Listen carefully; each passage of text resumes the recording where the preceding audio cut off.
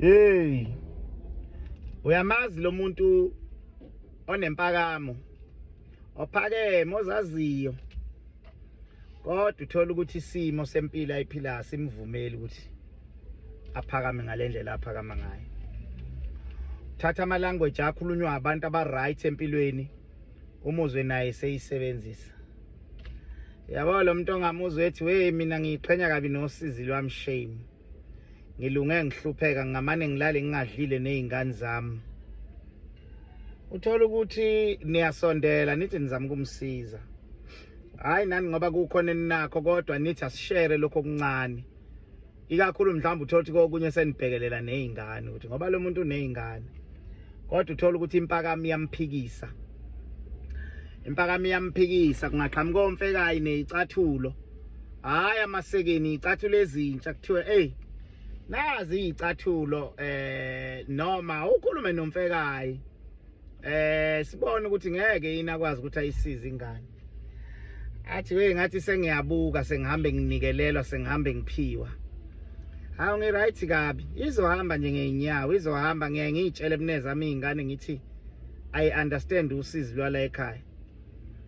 Zisafarisheke izingane ngenxa yokuthi yena unempakamo. Zisafarisha izingane lento ke kulaba abantu ihambe izifike nasesigabeni samatoho.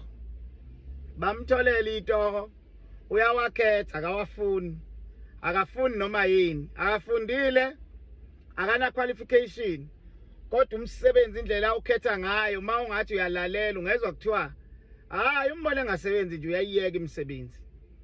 Usebenza amasonto amabili amathathu noma inyanga eyodwa umbona akasavuki. Hawu indaba we hayi mina nginaso isikhathi sokuyofukuza. Kuyafukuzwa lapha noma khale ngomlungu oyisayo. Manager yadelela mawuthi uyabheka kunabantu abawu40 abasebenza kuleyo nkampani.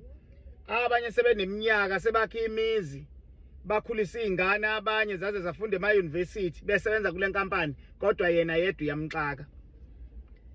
Uyamxaka ngi right kabi ngamane ngihlalele nalo usizi lwami. Mina ngihambe ngiyokhaca manager noma belungu noma mandiya. Hawu ngoba sonke phela siyasebenza. Hayi ngoba kumnandi emsebenzini. Emsebenzini akukaze kube mnandi uyaya ufike usebenze ulinda isikhathi sakho sokugoduka uye ekhaya uyophumula uphinde ubuye ngakusasa uqhubeke. Hawu sorry shame mina ngeke ngilunge. Azabuka indlu yakhe umbone wabuka amaconsi kuthayela phezulu athi hawa ingixakile ngi right kabi ngihlalele kulezi indonga zami. Abantu bokuhamba mabefika kule ndawo bafike babuka inhliziyo embi kubantu bendawo. Bathi hey uyazi abantu bakule ndawo ave benenhliziyo embi kodwa la umuntu abasamsizi namzame nangamatoho. Akekho nje ongamzwela kanti abazi ukuthi uyazanyelwa amatoho. Inkinga akawafuni uyayikhetha imisebenzi.